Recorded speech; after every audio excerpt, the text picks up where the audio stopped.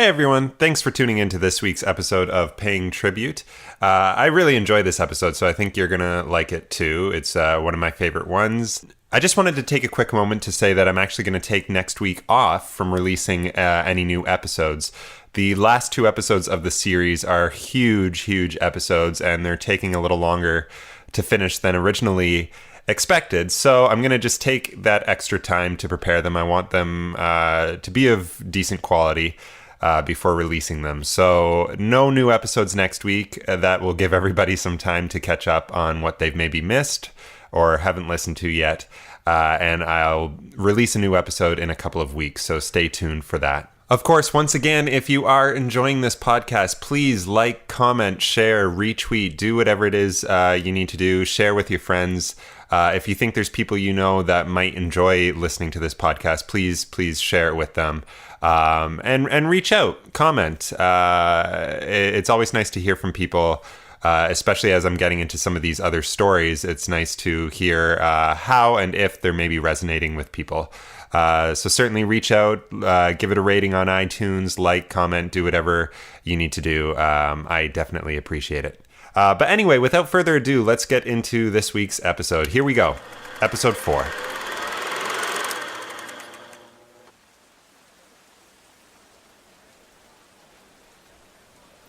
Let's travel back to the summer of 2005 in Soldier Field, home of the Chicago Bears. A 23-year-old woman stands amongst thousands of other hopefuls, a band tied around her wrist marking her place in the process. Rain pours down on the crowd as they bundle for shelter under tarps and ponchos. In front of the young woman are 16 tents on the floor of the field. Well, without warning, she's sorted into a group of 4 other nervous hopefuls, with bands tied around their wrists as well. The group of 4 is brought into one of the tents where a couple of very important people sit behind a desk. Then, each of the 4 is given 20 seconds, no more, no less. 20 seconds to sing. The young woman decides to sing When You Believe by Stephen Schwartz from the 1998 DreamWorks film The Prince of Egypt. Why? Well, because it was Whitney and Mariah, their only duet, 2 of her all-time idols. After the group of 4 have their 20 seconds, the 3 standing on either side of the young woman are told their journey ends here. They are immediately escorted out of the stadium. The young woman, on the other hand, is handed that elusive slip of paper, and it shines in her hand as her brain tries to process what just happened. She did it. She made it through. In her hands, she holds the golden ticket. Well, this was the beginning of a journey that would change the life of young Crystal Stark. The beginning of her time as part of the cultural phenomenon known as American Idol. Her journey would lead her into the presence of Simon Cowell, Catherine McPhee, Ellen DeGeneres, and countless others. It also marked the beginning of a professional career that thrives to this day, and one that carries an immense amount of respect and admiration for the legends that have gone before. In March of 2013, I had arrived in Tucson, Arizona, where I met Robert Shaw, the owner of Lonely Street Productions. We were about to embark on our journey of creating the musical comedy review show, The Best of Dean Martin and Jerry Lewis. I had been in Robert's home for only a few hours and was admiring the many show posters he had framed on the walls of his home office. His office was a sort of shrine to shows with titles like Try a Little Tenderness, A Salute to Otis Redding, Heartbreak Hotel, A Salute to Young Elvis, A Salute to the Rat Pack and Friends. I marveled at the posters. Hey, once this is done, you'll be up on those walls too, Robert had told me. I wonder if our poster is up there now. One of the posters that caught my eye that day was for a show called The Doo-Wop Divas, featuring a quartet of women who paid tribute to the chart-topping singles of the 1960s. Songs such as It's My Party and Mr. Sandman. Well, one of those singers in the quartet was Crystal Stark. Crystal remained on my radar for many years, though we never ended up meeting. She was someone I could easily name drop, though. Yeah, I did a show with this company. They did a show with this girl. She was on American Idol. It added a certain amount of legitimacy when I talked to people about what I was doing. See, guys, look, this isn't just an impersonation gig. This is professional show business. Well, remember Chris Dodge, the musical director from the Lonely Street production of The Martin and Lewis Show? Well, when he branched off to form his own company, Chris Dodge Entertainment, he and Crystal went on to produce a number of shows together, including an Ella Fitzgerald tribute and a stunning symphonic tribute to Donna Summer, featuring the Tucson Pops Orchestra. And as I went on to produce more shows with Chris, without ever having interacted with Crystal, she remained in my peripheral. And so, just as I had with Matt Macis, I thought it time to reach out to her, get to know her and find out her story. Like all the people featured on this podcast, her tale follows an unusual path, one with many twists and turns, equal parts unusual and remarkable in its simple nature. And it all begins with a young girl singing along to Whitney Houston in a makeshift tree fort in a Tucson, Arizona backyard. I'm Nicholas Arnold, and this is Paying Tribute.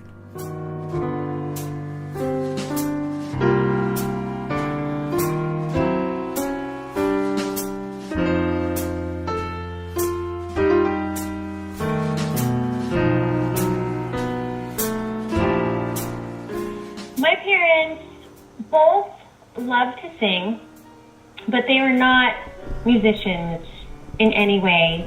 My mom played some piano and taught me some things, but just songs, not like piano basics. And my dad, he thinks that he has the voice of an angel, but he does not.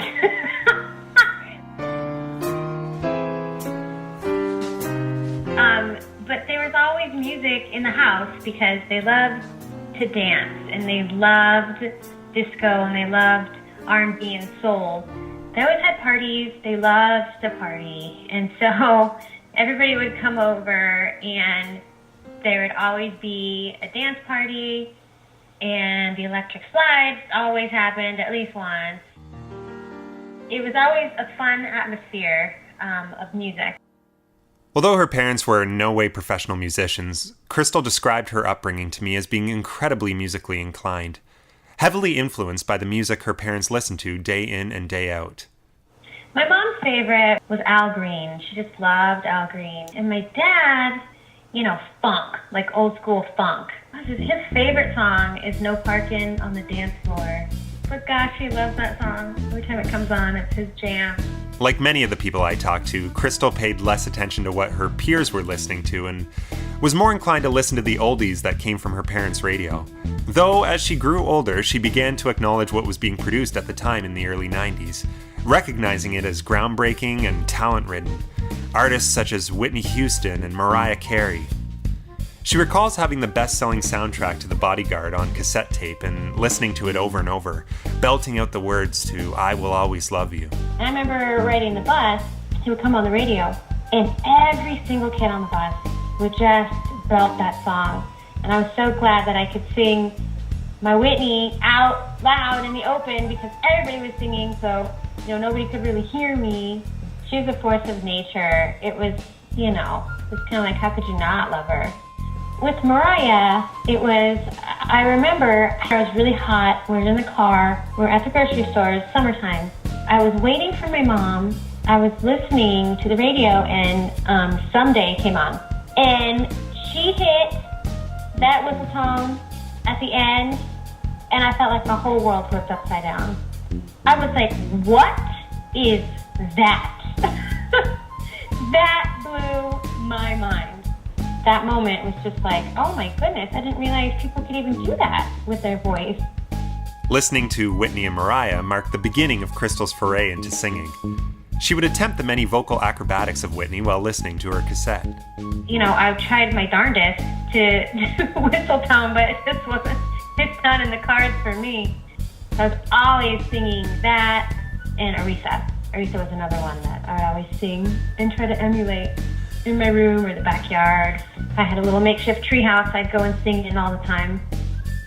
There in her treehouse, Crystal discovered her ability to sing, alongside the greats, from Whitney Houston to Aretha Franklin, embracing the music of her time and of her parents' generation all at once. And would go up there, and I had a telescope, and I would try to spy on the neighborhood. And then I had a board from the tree going over to the roof, and I would scurry across that and be on the roof and be singing up there all the time.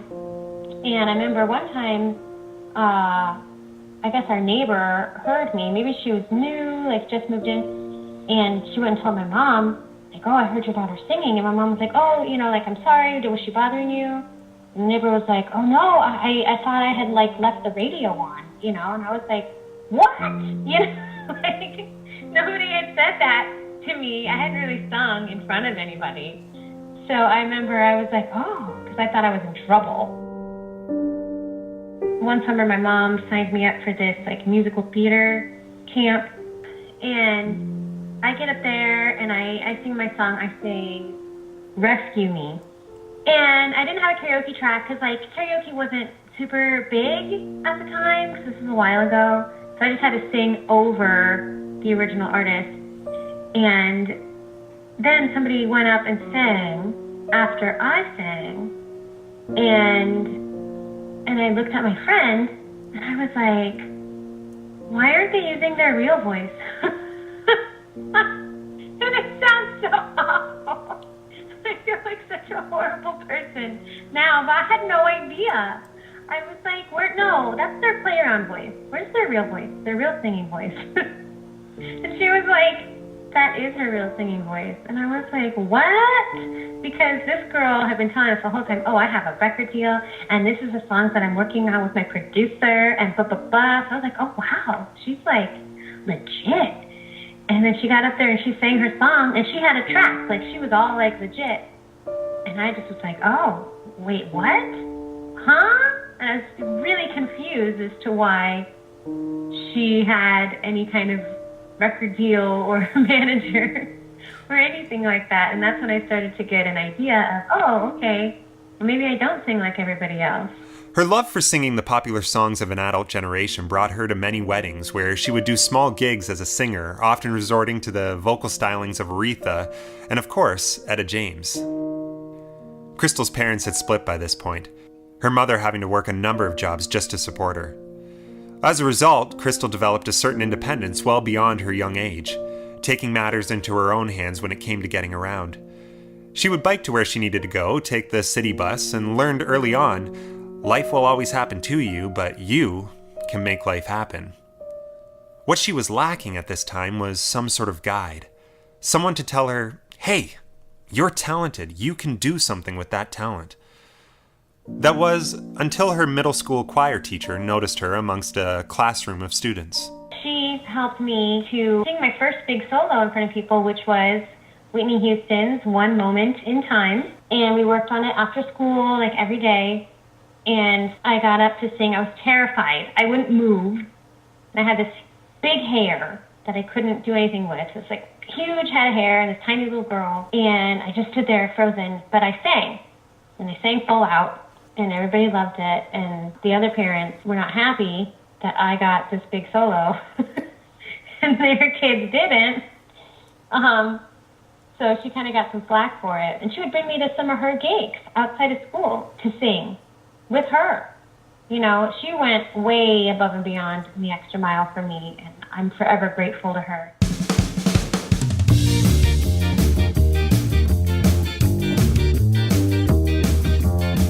It was clear Crystal had talent and was going places with it. Years later, she eventually found herself at the University of Arizona, majoring in music. And I wasn't going to major in music. I wanted to be a veterinarian. And my mom was like, well, why don't you major in music? I was like, because I want to be a doctor. And she was like, well, you can get your doctorate in music. I was like, you can? I had no clue. There, she studied under the guidance of famed operatic soprano Faye Robinson, a veteran of opera companies from all over the world. Places like Vienna, Paris, Berlin, Hamburg, Frankfurt, Munich, Dusseldorf, Madrid, Buenos Aires, New Orleans, Pittsburgh, Philadelphia, San Diego, and the New York City Opera. She had these big opera plans for me, and you know, I worked really hard and I learned all my opera and sang in German and French and Italian and whatever I'm supposed to sing in. While studying with Faye, Crystal discovered a sort of underground vocal jazz community. And while she was still working very hard at her opera, she couldn't help but feel this incredible pull towards the dark world of jazz. He did not like that I also sang jazz. And I was like, but, it's where I fit in. It's where I feel like I'm supposed to be. I knew I wasn't going to be an opera singer. It just wasn't me. So I got bumped off the list, had to study with a TA for a semester. And then the next semester, I asked Jeff Haskell if I could study with him. Jeff Haskell is an Emmy Award-winning composer and performer. He founded the Tucson Jazz Orchestra and produced and conducted over 800 concerts in 49 states, 6 Canadian provinces, as well as England and Scotland. And our lessons mostly consisted of him pulling out song after song after song after song, finding a key that worked for me in that song, and just singing. Just singing these old jazz standards and just random jazz tunes that he had archived. Even though I had a really great time with Professor Haskell, it wasn't vocal training. It was putting together a jazz book, which is helpful, but I knew that I needed vocal training, and that's what Faye was providing me. Crystal eventually found her way back to Faye, convincing her to take her on again, and the two worked at developing her training and physical technique. Through Jeff, she found her repertoire, and through Faye, she discovered her voice and how to use it. Because I just wanted both. I wanted it all. I'm like, I'm here. I'm studying. I want everything. Crystal was on her way to becoming a singing sensation. But more was to come. More that would challenge her.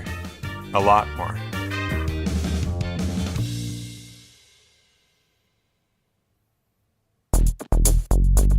In 2002, a brand new TV show swept the nation and created a phenomenon amongst the talented and the supremely untalented. Anyone who thought they could be somebody in the music industry was captivated by the tornado of success that was American Idol.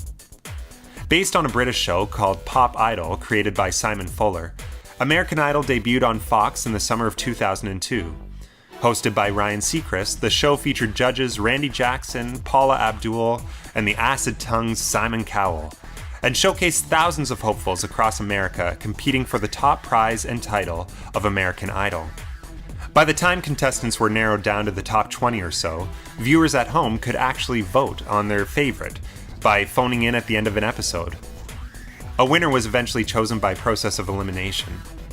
Well, by 2004, American Idol became the most watched show in US television history. It was huge. I would record it on VHS and then bring it in to the music school, and we would sit around the TV and we would watch the latest episode of American Idol together because it was huge. It was such a big deal. I was infatuated. By 2005, Idol had already claimed 4 winners, some of them accumulating more commercial success than others. Kelly Clarkson, Ruben Studdard, Fantasia Barrino, and Carrie Underwood. By that summer, American Idol had cemented its place as a pop culture staple and a surefire way to obtain stardom if you had the talent. I think it wasn't until the 3rd season that we realized, oh, okay, well, this is hanging around and people are auditioning and it's a huge thing. And I remember my friends going out and auditioning, really talented people, and then coming back and not getting chosen and not going any further. And I was like, oh, they're super great. They would be great on the show. I was watching it and I don't know what happened. Something must have happened to where I was fed up. You know what? I can totally do this. If they have another season, I'll totally audition. And I kind of just, okay, you know what? Yeah, I will audition. So here we are. Back where we started our story with Crystal in Soldier Field in Chicago. Crystal and her brother had decided Chicago would be the cheapest place to travel to and stay for the auditions. In an incredible gesture of support, her brother paid for everything, the entire trip, so that she was able to have a chance at her dream. And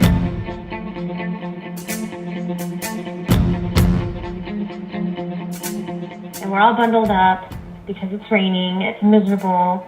And I'm like, oh, I don't think I can sing in this rain. And you're sitting for so long that it's so hard to keep everything warmed up, to keep your vocal mechanism ready. So I kept going to the bathroom every so often I'd go into the stall and just sing. Rain poured on the thousands of applicants as they waited in the packed Soldier Field. And right before it was time for me to sing, the sun came out. It was just like bright, and then it warmed up, and I was like, oh my gosh, it's a sign! Crystal sang When You Believe from The Prince of Egypt for 20 short seconds and watched as her fellow hopefuls sang their pieces beside her.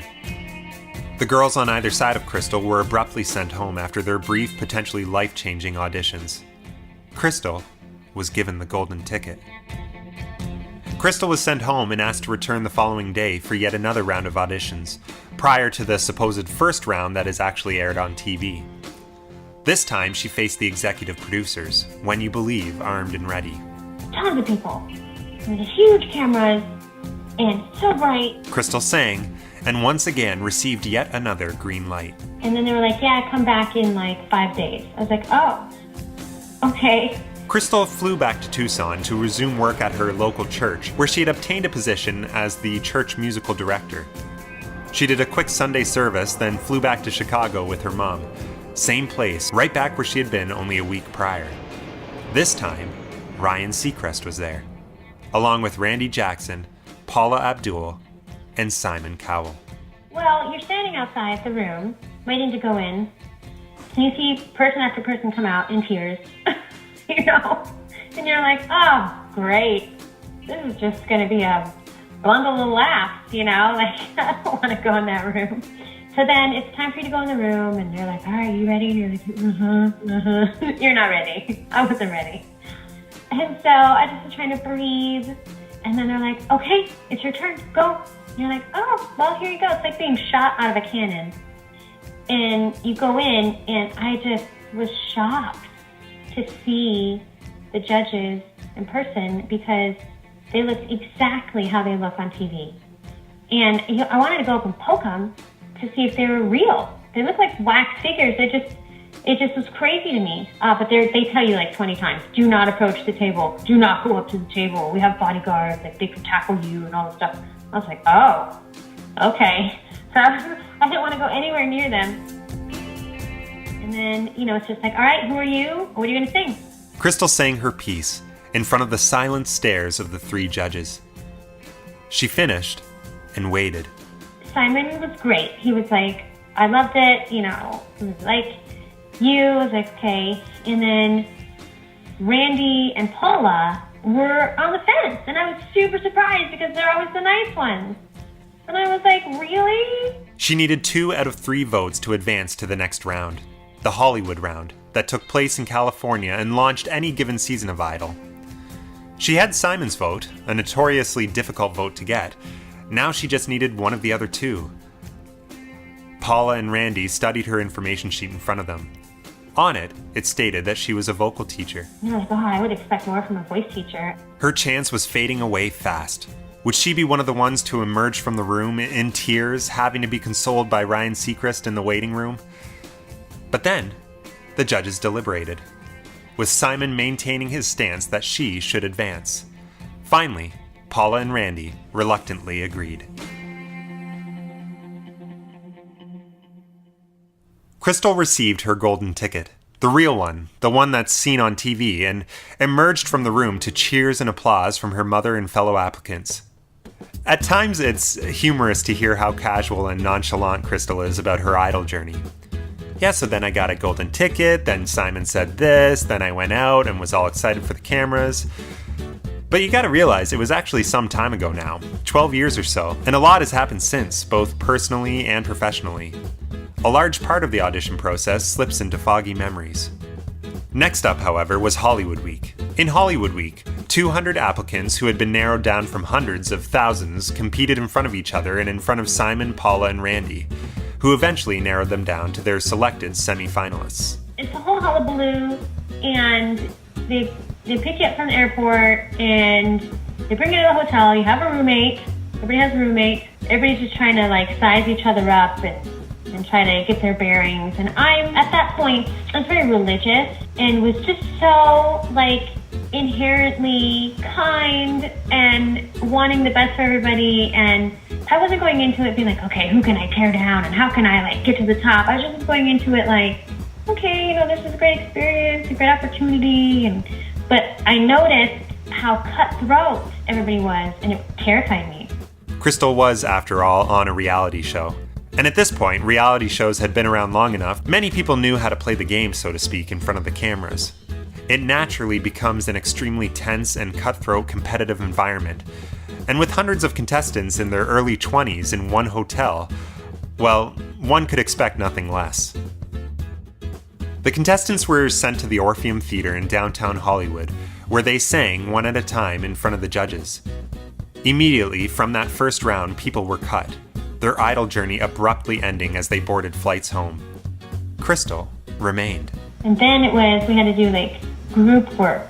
We had to pick our groups. And you saw everybody sing, so you're like, oh, you know who you want to be in a group with. I don't know if it was smart or not, but I wanted to be in a group with Katharine McPhee because she was flipping amazing. I was like, oh my goodness. Katharine McPhee is an American actress, singer, and songwriter.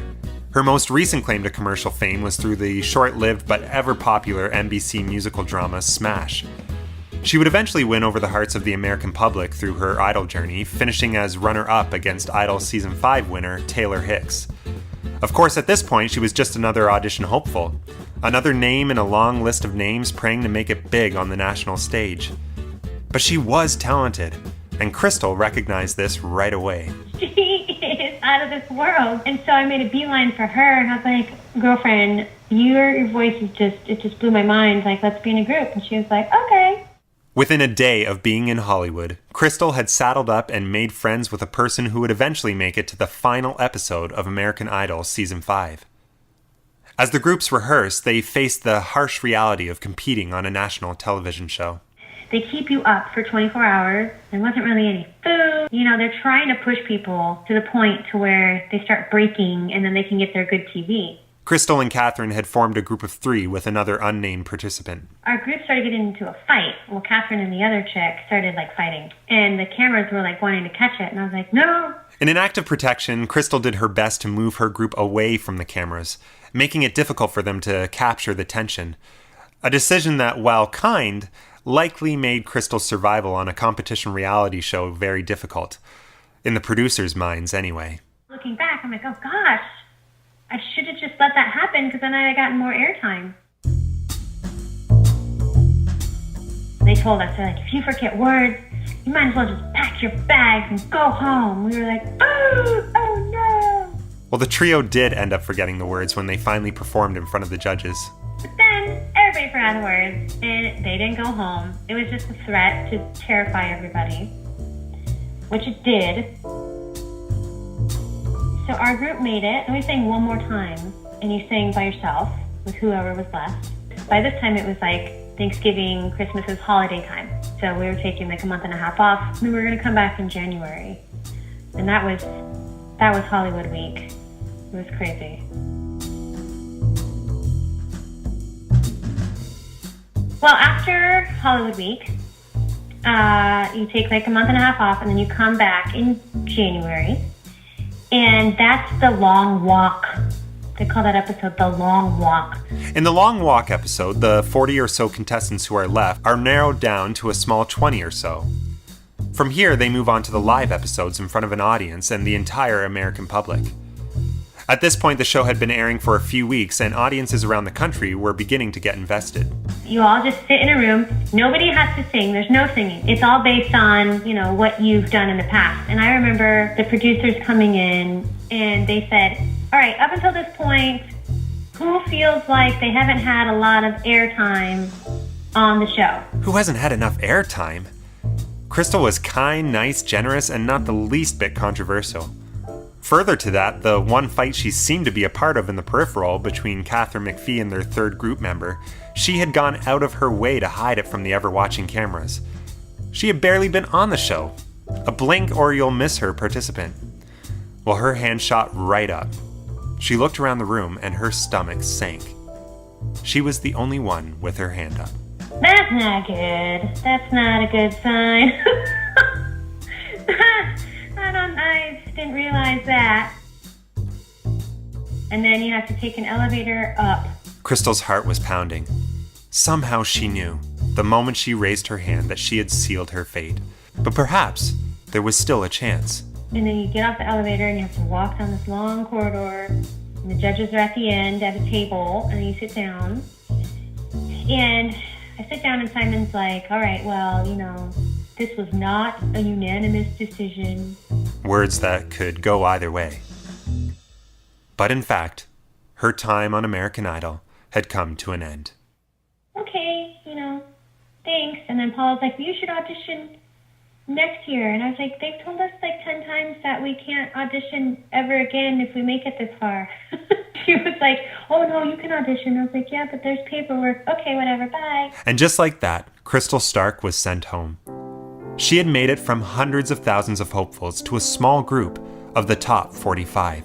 I remember going back down the elevator and getting off, and Ryan Seacrest going, well, how did it go? Yay or nay? And I was like, it was a no. And I remember the whole room went, oh, like they were so shocked. And I was like, oh, well, that's nice. I didn't think you guys thought I had a shot. That's nice of you to feel bad for me. At this point, Crystal and Catherine McPhee had formed a close bond, using each other as confidants in a brutal dog-eat-dog environment. Catherine was pissed, so she starts like cursing and getting all pissed and talking to Ryan Seacrest about it. I was fine. I was like, you know what? It just wasn't meant to be, Like, it is what it is. And I didn't really cry about it. I was like, well, okay, cool. And then Catherine was like so sad, and she's very sweet. And that was it. I kept in contact with her when the show kept going on. She would text me, but that was my journey. It was just kind of like just fizzled out. But Crystal's luck would turn around a couple of years after the end of American Idol's 5th season. She was married at this point and had moved on from her experience in Hollywood. That is, until she received a call from Catherine McPhee. And she was like, hey, I am auditioning people to go on tour with me. You should come audition. I was like, great, I'm there. Crystal flew to Los Angeles to audition, where she reunited with Ricky Minor, the musical director on American Idol. Ricky also served as the musical director on The Tonight Show with Jay Leno and has worked on numerous superstar tours, including Ray Charles, Alicia Keys, Christina Aguilera, Beyonce, and Whitney Houston. It was intense, but I made the cut, and I was one of Catherine's backup singers for her TV promotional tour off of her new album, and it was fantastic. It was like the best time of my life. I felt like I was finally with people who had the same drive that I had and the same like attention to detail, and it just felt like home. I loved it. I loved singing backup. I would sing backup in a heartbeat. The tour for Catherine McPhee's self-titled debut album led Crystal to performing on The Tonight Show, The Today Show, Rachel Ray, The Ellen DeGeneres Show, and countless other appearances amongst the national concert stages. I mean, it was so much fun. And the band, it was just like this little family, and everybody was just like the same type of person. So, like, it was so cool. Prior to all the appearances, while rehearsing for the tour, Crystal began to feel a little off. In an effort to confirm what she already suspected, she stopped into a Taco Bell restroom. A restroom she had to pay 25 cents to enter and 25 cents to leave. So, I find out, and I call my husband, oh my God, I'm pregnant, I was freaking out. I felt so alone. It was Super Bowl Sunday. Crystal was sitting with Catherine at a sports bar watching the game. And I told her, I was like, yeah, I'm pregnant. She's like, oh, that's fine. We can work around it. Blah, blah, blah. I was like, okay. A few months later, however, another opportunity would come Crystal's way, making matters even more complicated. The producers of American Idol reached out to her asking her if she would be interested in singing backup for the American Idol tour.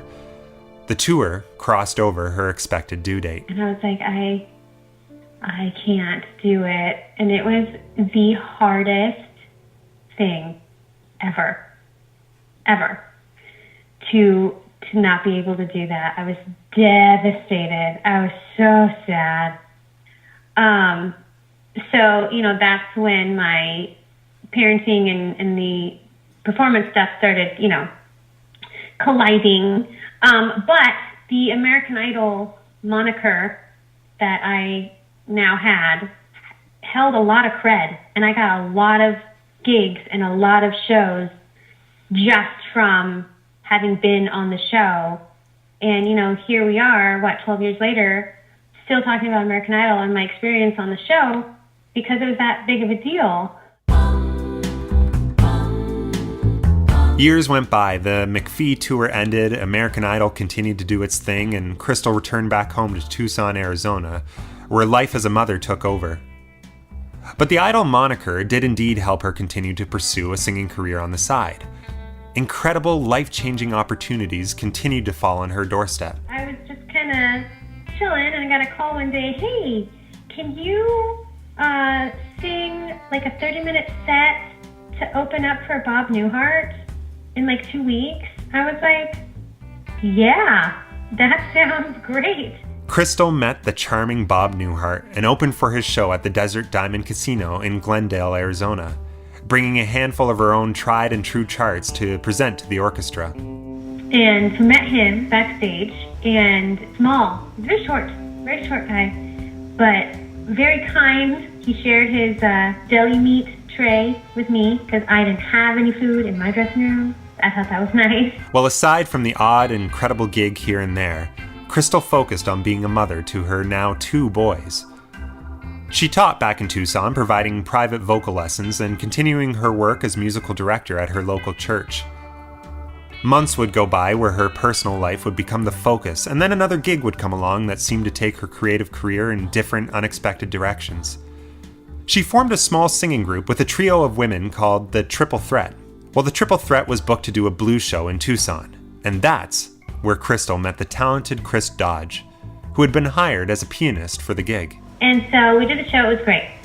Then, a few months later, I get a call on the blue from Chris Dodge saying, hey, we're doing this tribute to Otis Redding show, and we need a female kind of co-star. Are you free? And he gave me 9 dates. He's like, these are all the dates. You have to do all of them, or you can't be a part of the show. Chris was strict when it came to booking, a style I've become very familiar with, all a part of the many things that have made him so successful in the entertainment industry. At the time, Chris was producing the Otis Redding tribute with Robert Shaw through Robert's company Lonely Street Productions. This was still a few years before I would encounter the pair and begin my journey into the world of professional performing. Crystal had 2 gigs already booked that conflicted with the dates Chris had provided her. She canceled them and signed on with Chris and Robert. I firmly believe in female intuition, and I feel like one of my gifts is discernment, and I could just feel, I just knew, in my core, this is what I'm supposed to do, this is really important, I need to do this. Crystal met Walter Belcher, another staple of the Lonely Street and Chris Dodge families.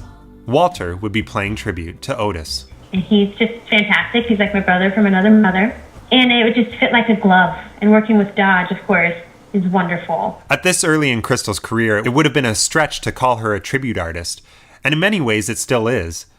But in working with Chris Dodge and Robert Shaw, she had unknowingly entered the world of nostalgia entertainment, and it would propel her career in a big way. She watched as audiences from all over Arizona clamored to see Walter sing in homage to Otis Redding, easily considered one of the greatest soul and R&B singers in the history of American popular music. When we would get to a song that was really recognizable to them, they would start clapping on the intro, and I had never really experienced that. She was witnessing the effect that nostalgia had on audiences as they relived the memories that the lyrics and melodies contained. And listening to them say, oh man, the first time I heard that song was when I was blah, blah, blah, blah, blah, and they would share these memories, or they would share about, oh yeah, I saw Otis Redding live, and I realized that it was a walk down memory lane for them, and a time for them to remember, kind of like a golden era. Crystal had made an impact with Robert and Lonely Street Productions and began developing future shows with them.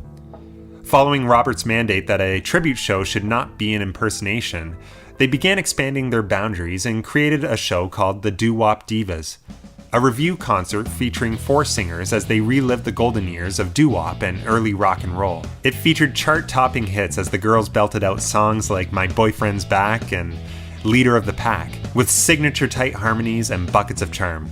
You have 4-part harmony, choreography, blocking, lines, and it was just like, whoa. And I hadn't done anything like that because I'm more of a gig singer. I didn't have a musical theater background. It was like I was just learning everything on the fly and trying to just keep up with everybody else and not be the weak link. And it was just hit after hit after hit, and I loved it. It was hard. I remember sitting on the ground before the first show, and another member in the group had made this like diagram of where we're supposed to stand for which songs on stage, because we were terrified. Like we were like, wait. And we were nervous for our first show because we didn't have a whole bunch of rehearsals, but we did it. And then I was like, wow, we actually pulled that off. Yeah, she pulled it off. Just recently, Crystal completed a tour of the doo-wop divas in Florida, where she served as vocal director, musical director, and tour director for the entire show. When I first did this, I didn't even know if I could make it through my own little part, and now I'm directing like the whole thing. In the years that passed, and after I would have my own time with Lonely Street, Chris Dodge's success led him to creating his own company, Chris Dodge Entertainment, and in doing so, he had to start from the ground up. He knew he wanted his first show with his newly established company to feature Crystal. But how and in what capacity? Well, he had a few ideas. So we were trying to like figure out. I'm like, I don't know. Chris brought up the idea of Ella Fitzgerald. Ella Fitzgerald was an American jazz singer often referred to as the Queen of Jazz, or perhaps more affectionately, Lady Ella. It was her purity of tone, her diction, phrasing, and incredible scat singing that brought her to immense fame and legendary status in the 1940s. Ella's success would have her collaborating with the likes of Louis Armstrong, Count Basie, and Duke Ellington. Her work was described by New York Times columnist Frank Rich as a cultural transaction, as extraordinary as Elvis's contemporaneous integration of white and African American soul. Here was a black woman popularizing urban songs often written by immigrant Jews to a national audience of predominantly white Christians. Ella grew up listening to Louis Armstrong, Bing Crosby, and the Boswell sisters, idolizing the lead singer of the latter, once stating, "My mother brought home one of her records and I fell in love with it. I tried so hard to sound just like her." In 1932, Ella's mother died after a car accident, when Ella was only 15 years old. She was left in the care of her stepfather for a brief amount of time until she eventually lived with her aunt in Harlem. It is speculated, though not confirmed, that the reason for the swift change was due to possible abuse from her stepfather. The traumas of Ella's early childhood led to her skipping school, and she opened herself up to the dark world of Harlem by working as a lookout for a brothel. When the law eventually caught wind of her, she was sent to an orphanage and eventually a reformatory school for girls in New York. She eventually escaped and for a time was homeless. Ella survived by singing on the streets of Harlem and eventually made her most important amateur appearance by singing at the age of 17 in what would eventually become the famous amateur nights at the Apollo Theater. Back in 1934, there was no fame or legendary status associated with this event whatsoever. She won the first prize of $25.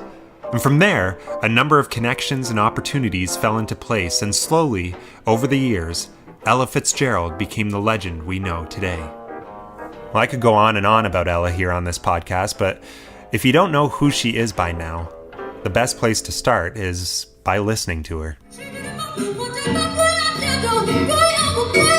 Crystal jumped at the opportunity to do Ella. She didn't look like her, but she could actually scat. Here's her with Chris Dodge on keys.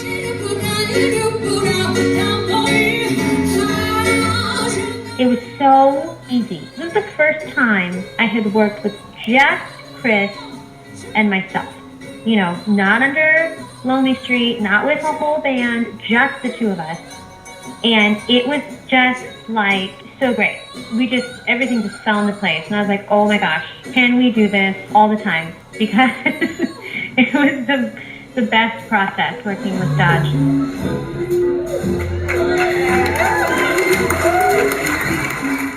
I just wanted to honor her, and I was hoping that people would would recognize that and take that and know that I'm still putting my own spin on it because I can't help it. I'm me and she's her. Her passion for everything Ella stood for would form the roots of a strong and immensely popular show that exists to this day. To Ella with Love. I have to say it's one of the hardest shows that I've ever done and had to learn because, you know, you think you know this stuff. You think I've been listening to Ella most of my life and, you know, have all these CDs and my favorite recordings that I sing along to all the time.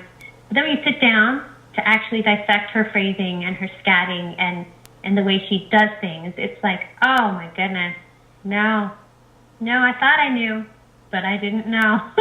I was like, excuse me? And the woman turned around, she's like a teenager, and she's like, yes. And I was like, can you please tell me whose voice is playing right now, who's singing? She turns around, she goes, well, it's Ella Fitzgerald, duh. And I was like, I'm 8, duh. That clip you just heard isn't actually from the formal To Ella with Love concert, but rather a different show entirely. Around the time Chris started his company, he had met a charismatic, enigmatic, and charming man who went by the name of Mr. Bing. Now, when I say enigmatic, charismatic, and charming, I mean it. Mr. Bing is a character you couldn't write if you tried. A wildly inspiring and passionate individual who is rarely seen not dressed to the nines, with his blonde hair slicked back, ever shiny, rings on his fingers, and a suit, always a suit, cufflinks and all. And if the song suggests you're never fully dressed without a smile, Mr. Bing is always fully dressed, always smiling. I had the pleasure of meeting Mr. Bing on my last trip to Arizona, and he made a lasting impression on me, as he does with all those he meets. Mr. Bing was connected with Chris through a mutual friend, and he had a vision: to bring back the supper club to a modern audience. Back in the day, a supper club was a place where top-notch entertainment met five-star cuisine in a rich and exuberant dining experience. It was a common atmospheric setting, much like many of the high-end nightclubs I talked about in the first episode of this podcast. It's become less common as time has gone on. Mr. Bing had a vision to bring it back, and he had the place to do it. Hacienda del Sol Guest Ranch Resort in Tucson, Arizona. A historic resort elevated north of the city with a storied history that includes John Wayne and Clark Gable as guests. It was also a favorite romantic hideaway of Spencer Tracy and Katharine Hepburn. There, Mr. Bing laid down the roots for his brand new supper club series, fittingly called Mr. Bing Presents, a show where the golden age of Hollywood comes alive each month through dancing, dinner, and song. In starting his supper club series, Mr. Bing wanted Chris as his musical director, and with that role, Crystal Stark has, in the years since, become a routine performer at the supper club. And with admission running upwards of $100 a plate, her sellout nights are a must-see. But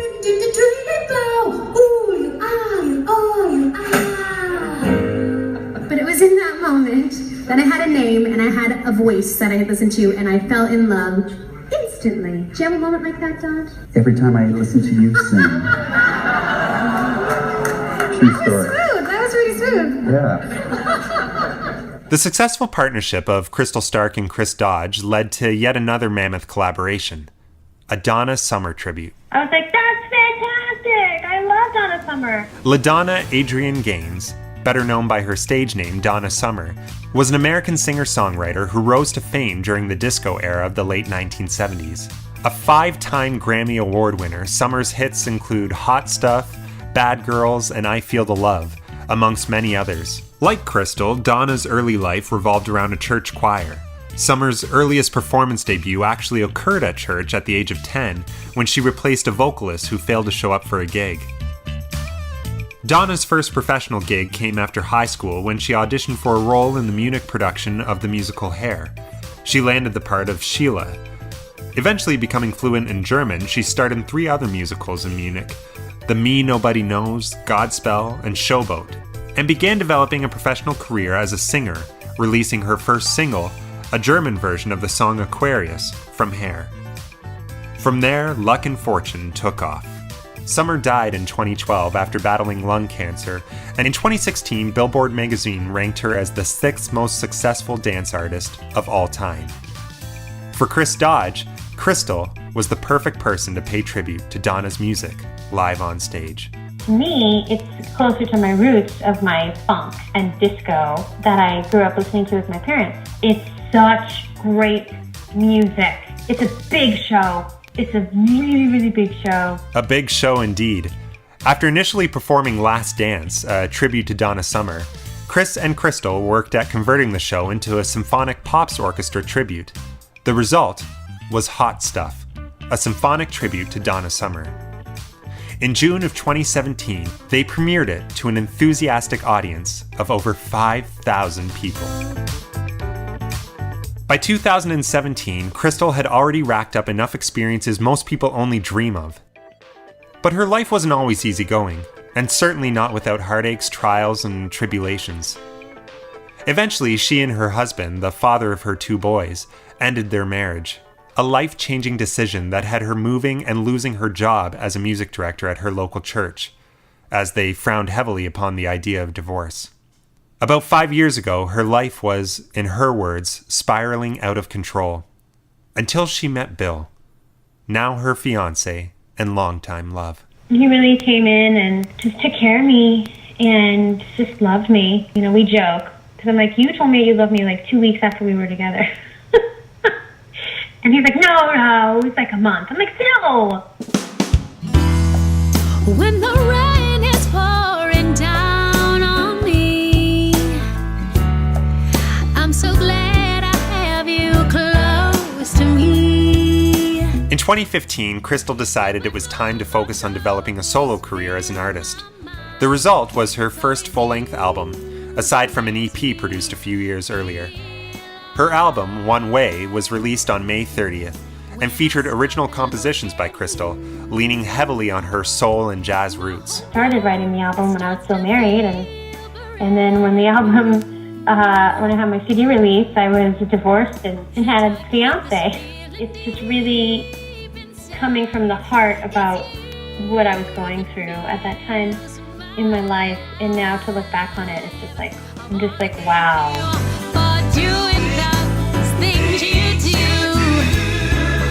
With the release of her album and her combined other successes, May 30th was declared by the mayor of Tucson, to her surprise, as Crystal Stark Day, announced live on stage at her CD release show. Great artists for 96 of them. But he does sign it. I, Jonathan Rothschild, Mayor of the City of Tucson, Arizona, do hereby proclaim May 30th, 2015 to be Crystal Stark Day. In speaking to Crystal, it becomes more and more clear as our conversation goes on where her success comes from. A generous, caring, and open heart that has said yes to so many opportunities in its path. From the little girl who sang along to Whitney Houston in her makeshift tree fort, to American Idol, to Ella Fitzgerald and Donna Summer, to Crystal Stark, the singer-songwriter. She has proven time and time again that she is a force to be reckoned with, and a star who will continue to rise. But no matter where her career goes, the place where her fame and glory will be most recognized will always be at home with her 2 boys. They tell me all the time, they're like, Mommy, we know you're famous. I'm like, no, I'm not really famous. Yes, you are. You sing all the time, and they think I'm Beyonce or something, but I'm not. Well, I'm grateful for the opportunities that I've had, for the people that have come into my life and really helped me to grow. You know, all of my teachers. Because I was always this meek kind of church mouse. I don't know that I would have done it on my own. The opportunities that I've had with Idol and not going well, because you never know who they're going to pick. It's not really based on talent all the time. So I'm really glad that I got to go and do as much as I did with Idol, and the doors that opened up, knowing that I can do it, that I'm strong enough to do it on my own is really cool. You know, I'm just going to keep putting one foot in front of the other and trying to hone my skills, and hopefully people will want to see it. She was finalist on American Idol. Please welcome Crystal Stark. What a perfect reason to have her back to celebrate the release of her first full-length album. Crystal Stark is here to provide everything.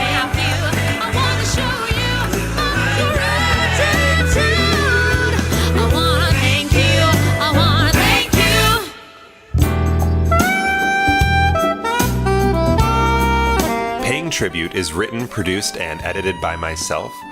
A big thank you to Crystal Stark for her interview today. For a complete list of music used in this podcast, please read the description wherever you are listening for a list of songs and Creative Commons licenses.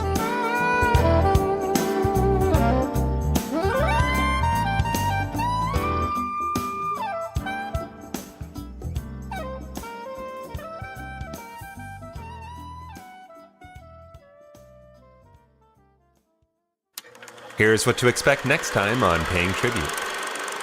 A solemn look on a girl's face, a young woman's face who's selling beautiful fabrics, sitting there in a doorway of some little business that's not open, that's dilapidated. And I walk by and we make eye contact and her face just brightens right up. And then she says, "Charlie, I just came from Canada and I'm in front of your face. You're here. You recognize this is Charlie Chaplin I'm giving you." And that's when something changed for me. I realized, really? That's a lot of energy for one person who was huge 100 years ago. To have that kind of power resonating today, right there in that little doorway, pretty crazy. We return with Charlie Chaplin on Paying Tribute.